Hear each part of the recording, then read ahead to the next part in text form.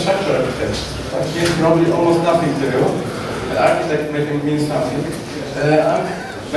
I'm trying to define myself like someone that is a little bit above the infrastructure level, so above the cabling, network, servers, but below the application stack.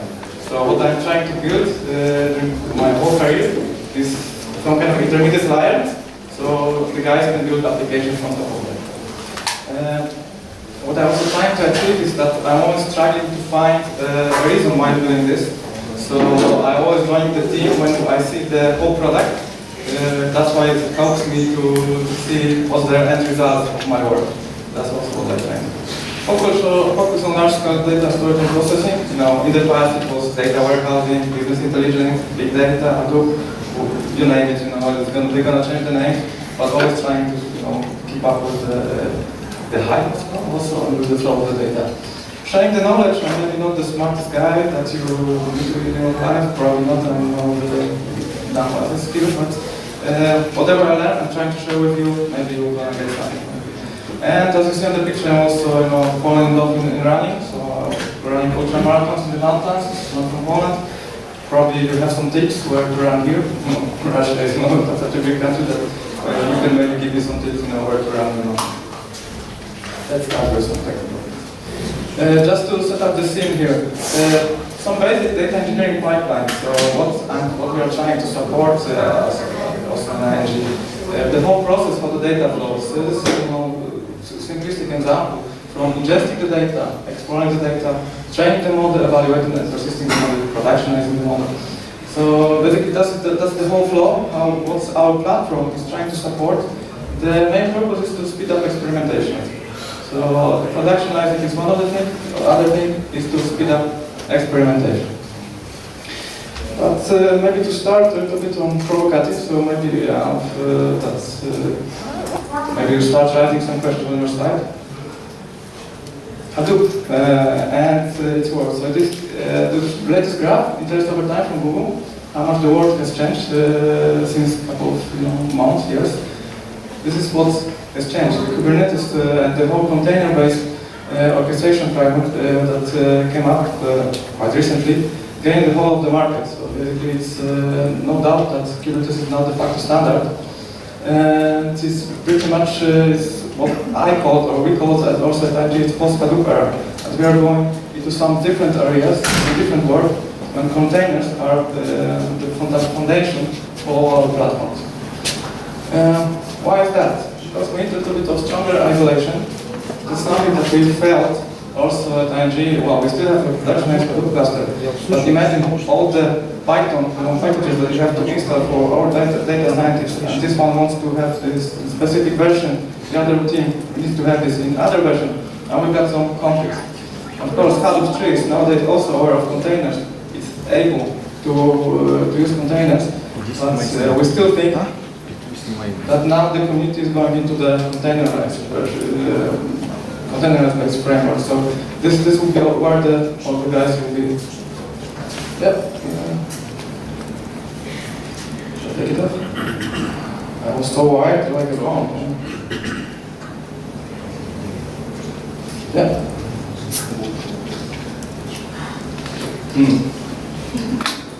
Security control. Believe me, I have no more.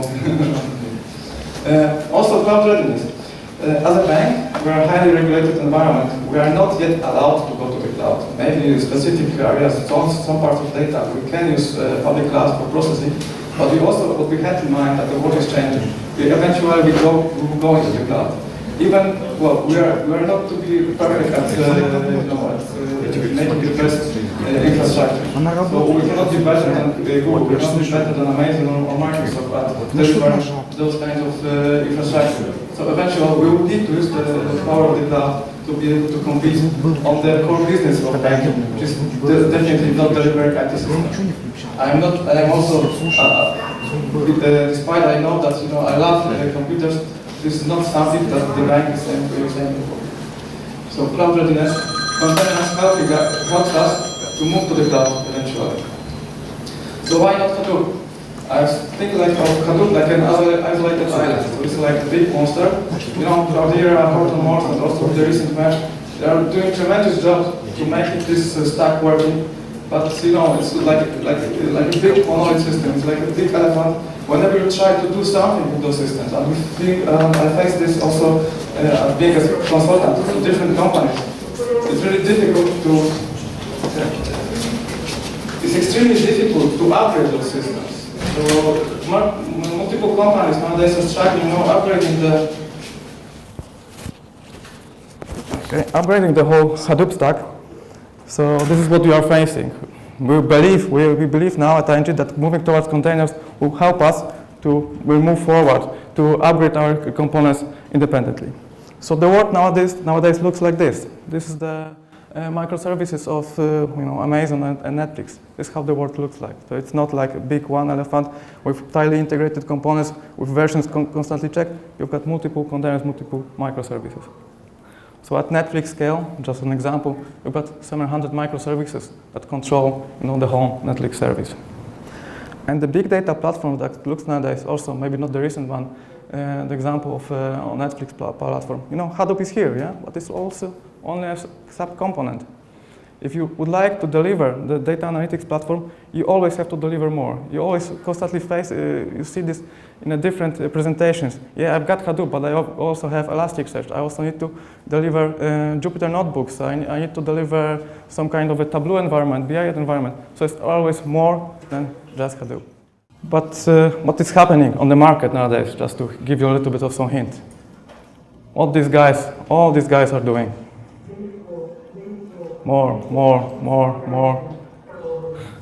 They're all trying to sell you platforms. So everyone is now selling platforms. And what I also will tell you, what I'll present you, we are also building a platform. Why is that? Maybe we're gonna get some answer later on. Who are we? Wholesale banking, advanced analytics. It's a whole slide, but I will just go briefly. Wholesale banking, advanced analytics teams. Wholesale banking means that we are focused on commercial side of the bank, so on businesses, not on individual customers. We are people that are spread across right now 3 countries, so it's 4 countries: Netherlands, Poland, UK, so it's London and Madrid. So it's 16 nationalities that are within the team. We are building one team. What we are doing basically, we are delivering end-to-end products. What I meant, that's what I like about the team, that we are building and we are supporting, we are delivering also the business products. So business development is also with us within this over 100 people. Katana Lens, you might heard it, or there was just recently announced a product that will be delivered on the market. We are working with universities. We are doing experimentation days. We are spending also part of our time to doing something for the community. So as a team, we have every 2 weeks, we've got 1 day that we can spend on everything we want. That's also that I encourage you, if you don't have something like this at your companies, that you also have maybe a day, maybe a week, maybe a month. You try to find a good balance when you spend on something outside of your area. That will help you to refresh your mind. Yeah, we are building different products. What else is more be interesting? Yeah, that's a little bit. We also contributors to core open source projects like Apache Spark, Apache Airflow. And that will be it. High-level architecture of our platform. So we decided that we are going to move away from Hadoop. We are trying to build something else, something more cloud-ready. What do you need, basically, from the platform? You need some kind of a storage. You need to have some processing power, the same like Hadoop emerge. But we decided to go with some object storage. Whenever you go to the cloud, you will find object storage everywhere. In every public cloud, you'll find object storage. So it's something like permanent storage when you save your data, when your data will be immutable. At the moment, we've got Ceph and we've got still HDFS, just to see if we can move away completely from HDFS. I guess we will be able so, but due to the nature of Ceph, which is based on that architecture, is a little bit slower, we will have to deliver some kind of a caching layer like Alluxio. And whenever you go into the cloud, you will find some Kubernetes orchestration platform. Managed service, you can build yourself. You can find managed service with any cloud provider. Amazon was a little bit late to the party, but it's also there. So these are the core components. We've got some repositories, Git repositories, artifact repositories. We're gonna build some kind of a portal. We decided to build it in-house in the beginning, but we also cross-check with our colleagues from different companies. Maybe we're gonna join the effort with Airbnb to build something together. So this is something maybe interesting, and finally open source it. Or maybe with other companies, we'll see. KubeCity, there's some CLI tools for those that like command line tools. Obviously, there will be people like this, and some access level, some remote desktop. We need to shield that environment. We are a bank industry. Going more into the details, how data science in a box, that was promised to you during the presentation, how we would like to do this.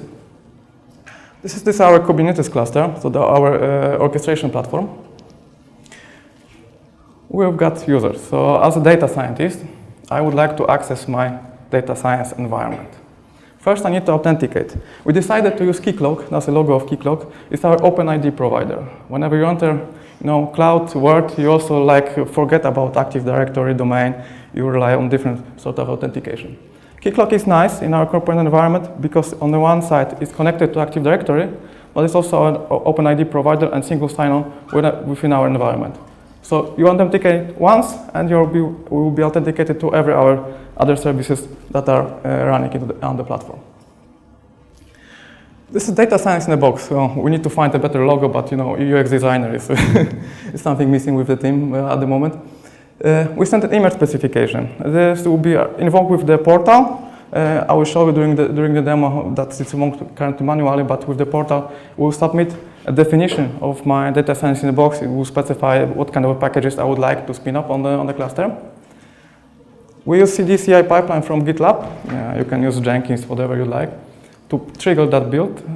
You push the image to Docker registry. We use Artifactory here. And that's done. So basically, you define your image. The image is stored. You can share that image with other colleagues. You can tag it. So this is, what you define your environment, which kind of libraries you would like to work with. Then you log into Jupyter Hub.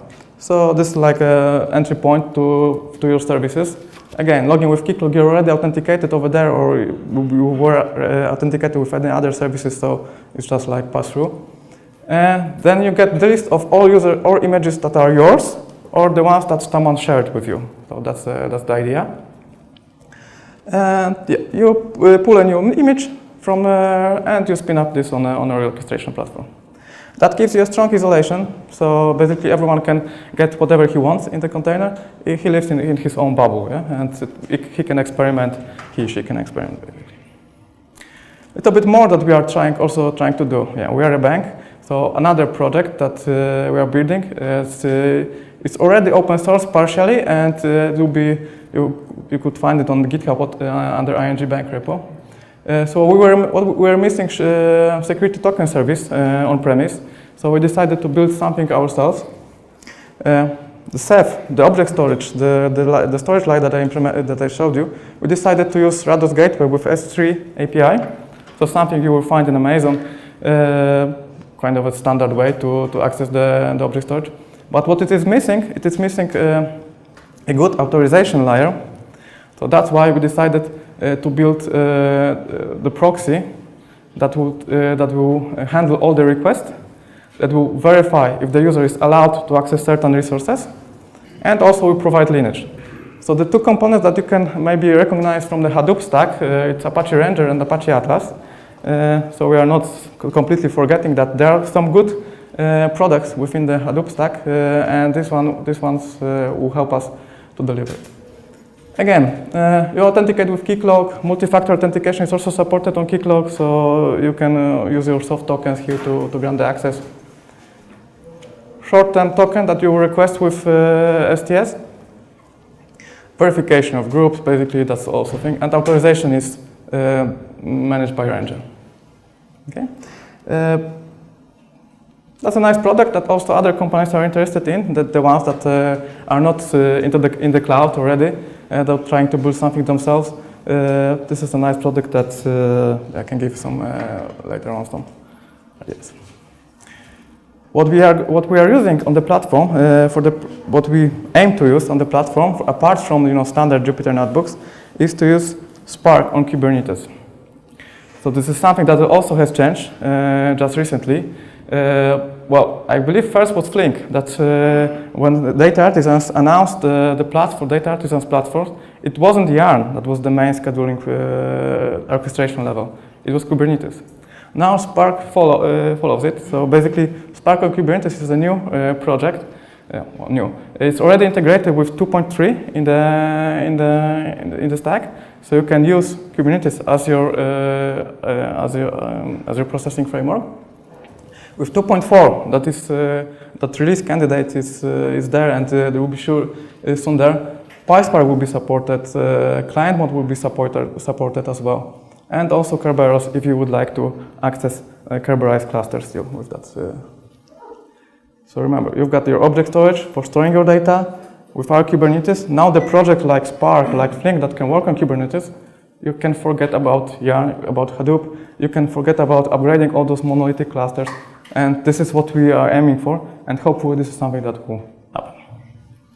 Okay, so maybe start for some demo. Yeah, if you would like to learn more about Spark on Kubernetes, this is excellent, Banzai cloud company that delivers lots of blog posts about Spark on Kubernetes. I encourage you to check this out and to try yourself Spark on Kubernetes. Time for some demo, and let's hope this is going to work because it's kind of a local host cluster. What we are having here. So I set up a Minishift cluster with Jupyter Hub and Jupyter Hub DB containers. So this is the entry point for data scientists, and this is the part from where the notebooks are spinned off. What else I've got in my environment? I've got some Docker Compose that defines different services. Hope it's visible. Maybe let's clear it.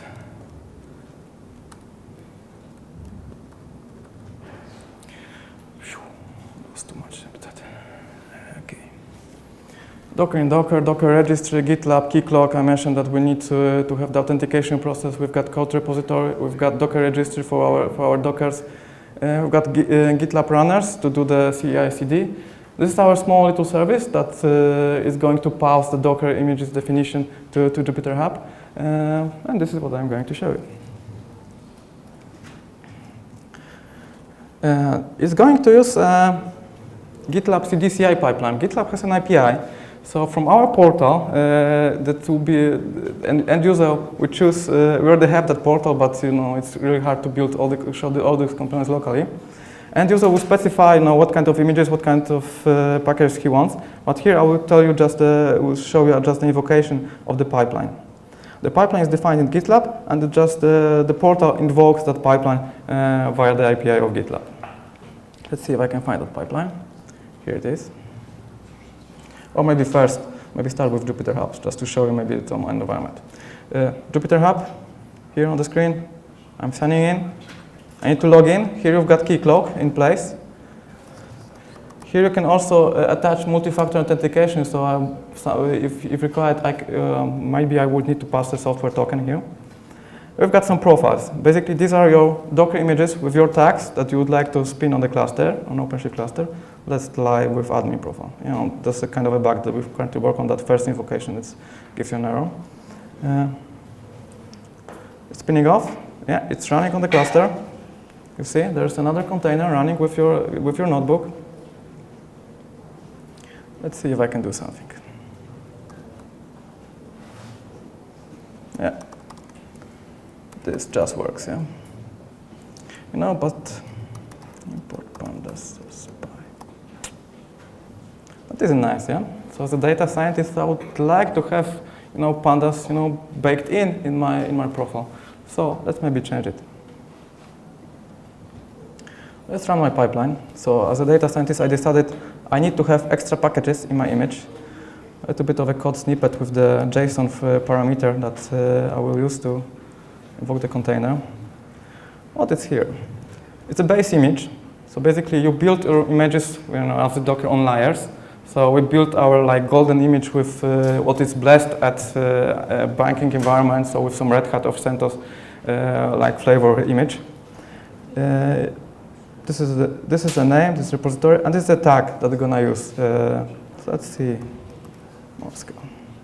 And I'm gonna install a couple of packages, and one of them is pandas. You also can install OS packages if you want, so this is something that you also can specify. Now let's kick off that pipeline, and this is also a little bit depending on how fast the internet is here, because it will start building it, and also how fast my Mac is.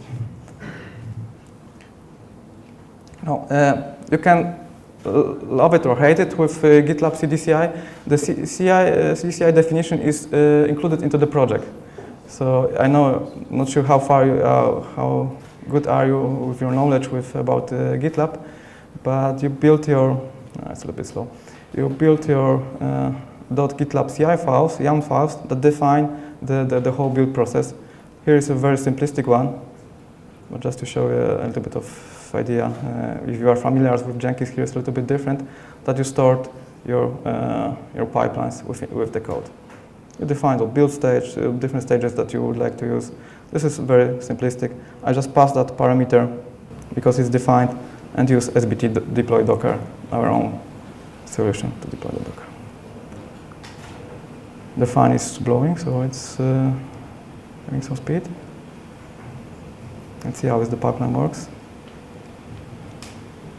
Meanwhile, we can still, the container is still running, it's still there. Let's maybe go to the control panel. Let's stop my server.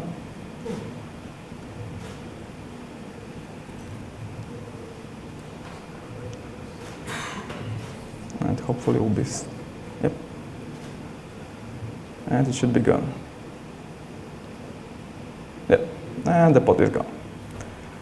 So nice, clean way. Nothing, no packages, no components like around the operating system. Everything is gone from platform. The pipeline is still running. It's publishing the image. It's building and pushing into our registry. And that should be done now.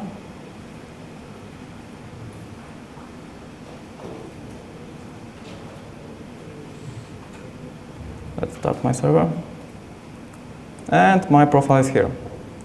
So let's, yeah, as I tell you, the first invocation is always wrong. Yeah, just some simple code. It just prove you it works. Don't do much of a typing. And the package is here. You can share the images with others. Obviously, it needs some nice UX layer. The portal that we're trying to build with Airbnb or Lyft, there are the two companies that are talking with to build that portal together to join the effort. Yeah, basically, that's what I wanted to show you with the demo, and I'm open to any questions if you have.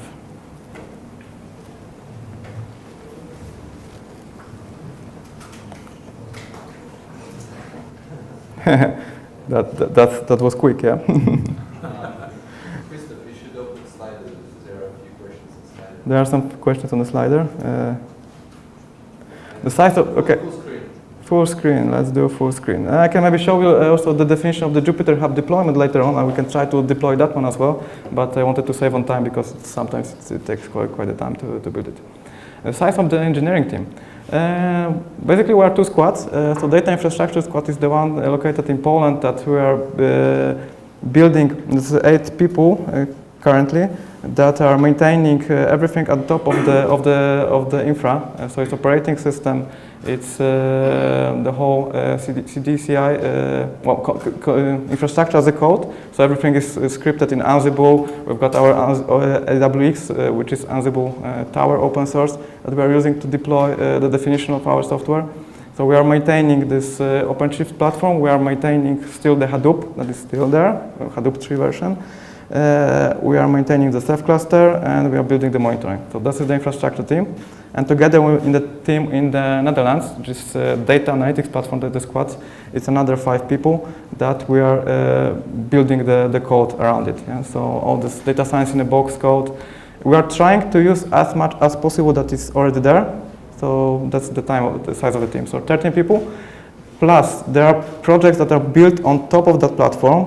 So the Mandolin, Domino, so that are using our data, that are using what we deliver as the data infrastructure team, and these are another people but they're not building the platform, they're using the platform.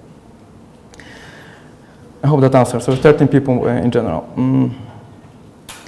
Encryption, GDPR, yes, we are a commercial part of the bank, so we are not interested in private individual data, but whenever you get the transactions data, you've got also data of the individual people that are doing some shopping and stuff like this. So we've got our algorithm that filters out private individuals transactions. This is one that is very strictly checked by auditors. We've got all the models that are mathematically proved that are better than a human being in recognizing individual transactions. So yes, we are basically not interested in the individual people data, and I'm not really neither from our team are really interested in looking into that data. So this is something that we're strictly, and we've got also special regulations. That's why the environment is very much shielded. There's basically nothing. It's very hard to get into that environment. Only a subset of people can get access to the real data. Platform weaknesses. At the moment, we're still like an early phase of the platform, so productionizing it is one of the biggest problems at the moment. Putting all those pieces together, like they're working, but as you saw, it's a little bit like a data scientist needs to invoke a curl to build the image. It's not something that I would like to have. That's the nice portal, the nice UI that we need to build is the main goal at the moment, to make it available to make it nice for them to use it. ML algorithms. Well, I'm not an ML guy. So I will if you're really interested about the task and algorithms that we use, one of the things of the algorithms is like the filtering out the private individual transactions, the main algorithm. The other one is name matching, that it's trying to. As ING, we are not a one company. We are like a combination of different banks also working here in Russia, but we've got different dictionaries of companies. So one of the problems that we face is that, for example, AkzoNobel, which is one of the biggest customers of ING, has a different entities and also different naming in different systems within different countries. So we need to match that AkzoNobel ID 21 and ID 200 in a different bank is the same customer. So this is one of the algorithms that is also being used actively. And other algorithms, you can search for Katana lens, for example. We are trying to, we are automating bonds transactions. So this is the algorithm that is also one of the precious ones within the team. Multiple computing nodes slave. Yes, with the help of the Spark, yes, you can use the multiple computing nodes. One of the things that we also, why we choose OpenShift, Kubernetes a couple of months back, is that at that time, Hadoop was not able to use GPU nodes. OpenShift, Kubernetes was already aware of GPU, can use the power of GPUs. We've got 8 GPU nodes. This is something that we also, the data scientist is able to choose nodes based on labels. So in Kubernetes, you can label your nodes, and data scientist can decide, I would like to run my containers on GPU nodes, and the job will be scheduled on the GPU node. TensorFlow for ML, well, it's also not me, and I'm not a machine learning specialist, but the guys are evaluating, they're doing stuff with TensorFlow, they're stuff with other libraries. I cannot, if you really like to have that question to be answered, I will try to reach out to the team, the data scientist team, and to give you more detailed answer on that one.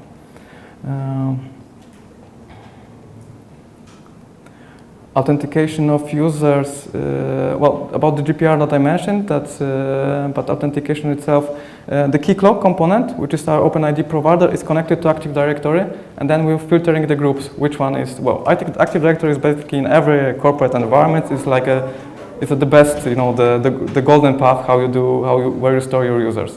So every user has an ID in Active Directory, it belongs to a certain group.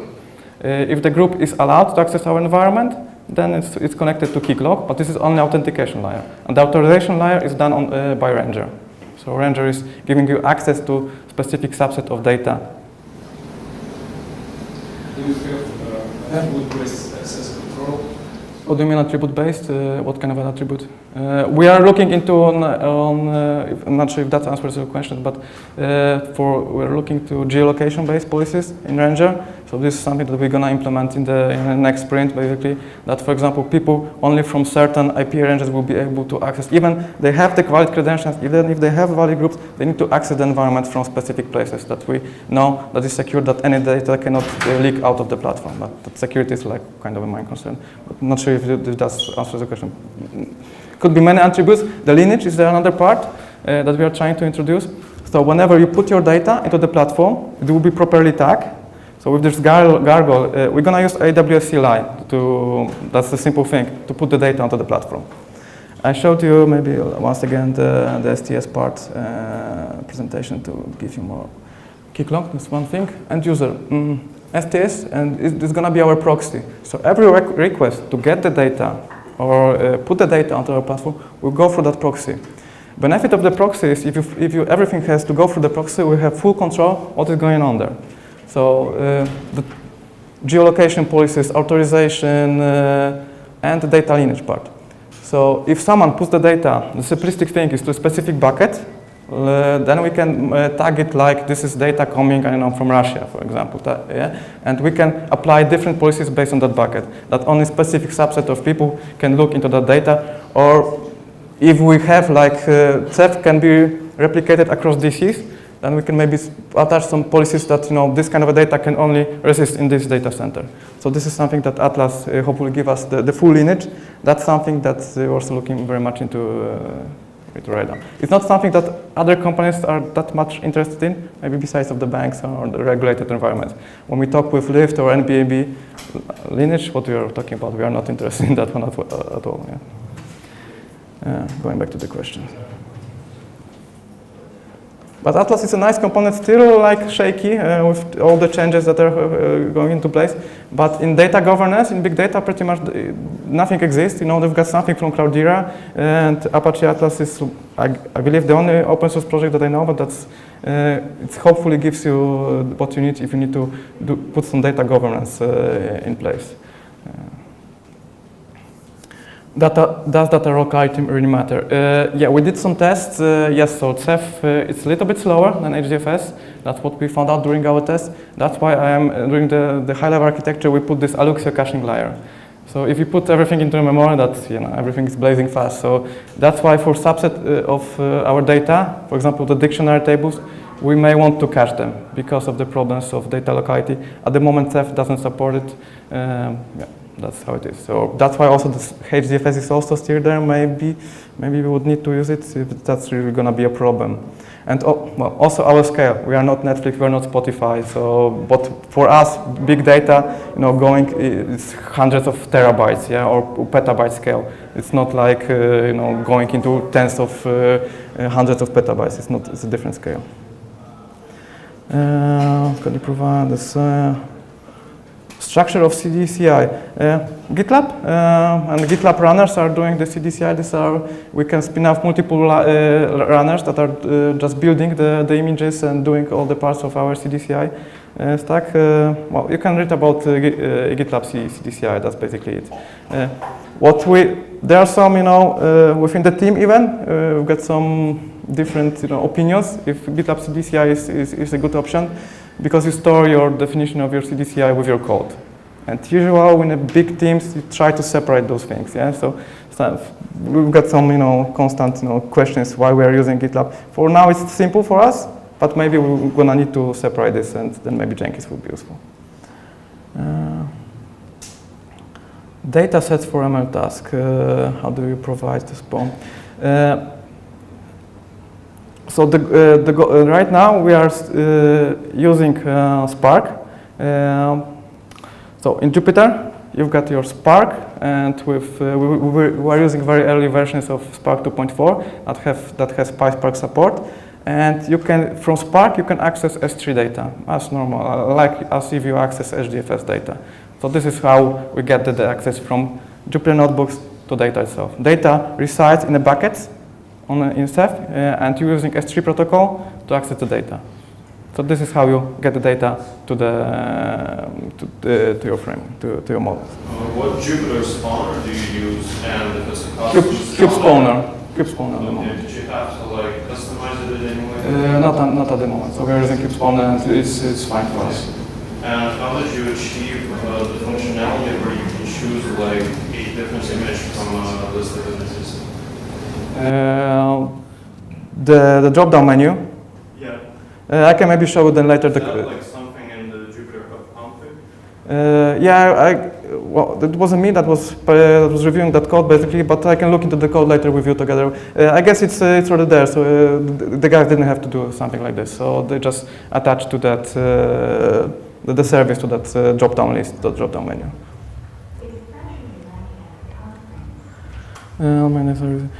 Do we prefer Ceph? We also had in mind that we need to be able to spread the data across data centers.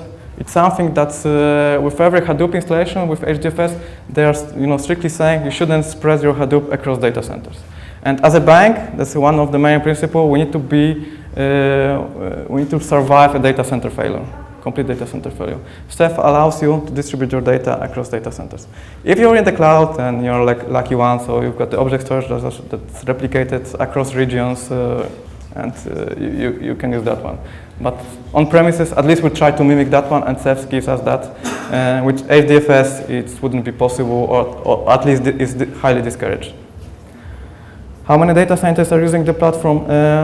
As many as we have with the team, so it's currently 20. We plan this platform a little bit more, that it's being open only for data scientists.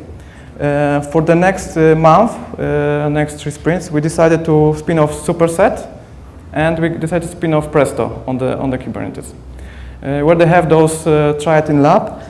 So we're gonna welcome BI customers. If you haven't heard about Superset, look it up. It's quite a nice product, especially with Uber DeckGL maps that you can use over there. So we're gonna have like then 200 or more BI customers that are using only SQL queries to browse the data. Maybe also we'll deploy Druid to make it like OLAP-like analysis. So this is the plan to spin it off in the next month and welcome our BI developers next year. So the first purpose of the platform is to speed up experimentation. So the data scientists can define their packages, can define their dependencies that they can install. The second phase is to welcome BI developers. So the same pattern, they will be able to browse the data, but only using SQL. So is it correct that you don't containerize your storage layer and containerize only the computation layer? Yes, so we were looking into Rook.io, which is also a Ceph that is being deployed by Kubernetes. Also very nice, interesting project. But to be honest, I'm a little bit like old school. I would like my storage to be stable as rock. So I don't really like to play with containers and storage. It's something that I still have some, I would need to change my mindset, yeah, to put my storage into the containers. And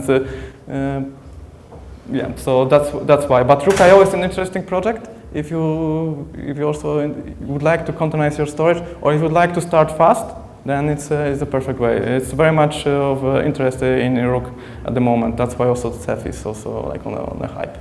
And what do you do for persisting data from notebook containers? Do you have like an NFS where all the volumes are mounted? Yeah, that's a good question, very good question. We are looking into this right now also, yeah, because there was where you store your notebooks. Our idea right now is to use S3 as well, to store our notebooks over there. If we fail on that one, there's also S3FS. So there's like with the Fuse driver, which is not something that we very much like, but then you've got like a standard file system on the top of S3. But S3 is eventual consistency. So we'll try to save the notebooks with S3 protocol. I saw some plugins on a GitHub, so we'll try it out. Otherwise, we'll try to build something ourselves, or eventually, if we fail, then S3FS. So then it will be like a normal file system that you can mount. Is my understanding correct that this plugin will be something that functions on like the Docker layer? Yeah, exactly, on the Docker layer. So there will be something that we inject into our base image of, when I submit the pipeline with the specification, there's a base image. So in the base image, we'll define that, your home directory is coming from S3 or from S3FS. And then if you save your notebook with Jupyter, it will be saved to S3. So you will have like a home directory that you can use from every container that you spin off. That's the basic idea. So S3 again. So we'll try to put as much as we can on S3, and yeah, and hopefully we still have on the back of our head. Yeah, someday in the future we'll have to move to the cloud, and then we're gonna use GCS, S3, and all these components hopefully will work. But it's not always that simple. Data scientists, I answered that one. I guess that will be all of the questions that I had here. Unless you've got some. Yeah. Building images, Pip is very nice, but what do you do if you have a non-Python dependency, like I don't know, Oracle, Java driver, Texas, Oracle database? Then you can install them via, there was also an example that you can install your packages. I'll show you. We are within CentOS-based family. Once again, when you submit, I can show you here, but here you've got OS packages. So I can install Java, Oracle, or some, it has to be packaged, yeah, but it's also something that we are doing in the bank, that everything is like, it's either, a Python package, we've got our own Python mirror, or it's an OS package. So it's, in our case, it's packaged in RPM. But you can use Ubuntu. It basically depends on your base image, yeah. So. You don't use Conda though? We don't use? Conda. Conda, no. But yeah, you can also use then the base image. You can bake in Conda there, and that could be the idea. Yeah, it's simplistic. It works at the moment, so it's at least we do not face the problems with dependencies, because it was kind of a hell.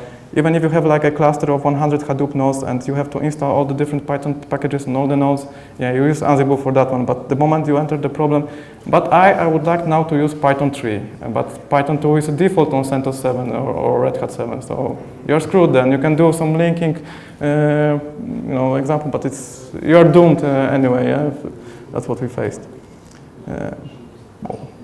Budget of a team.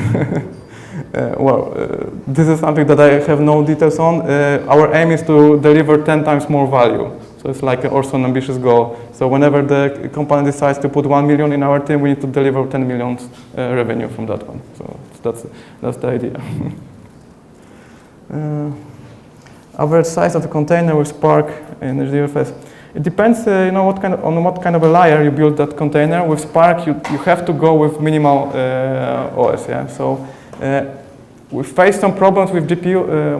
One second. We face a problem with GPUs when we are trying to use, what's the name of the minimal image? I lost it. Anyway, so Red Hat Atomic is what works good for us, but we are Red Hat. That's why it's a problem. But minimal containers that you're gonna use, the size of that container for Spark Executor was 60 megabytes, something like that. So it has to be very small. It's a little bit tricky with Atlas, Ranger. They are very fat containers.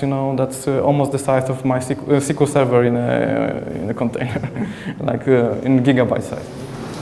When you use several data sets, does it mean that your solution is just geographically distributed, or you use the second data set as a backup?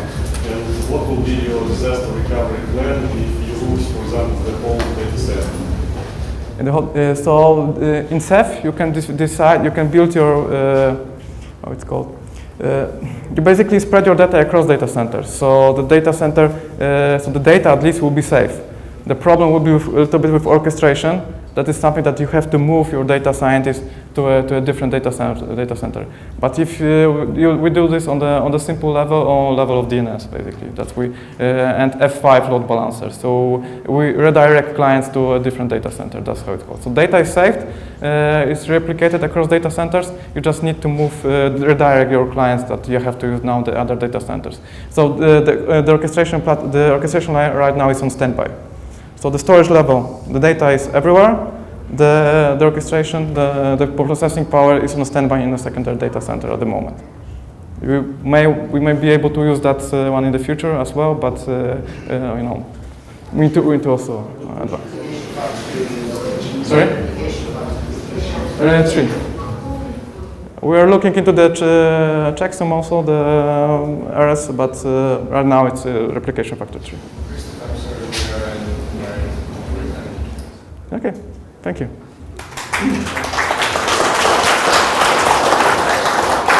Thank you.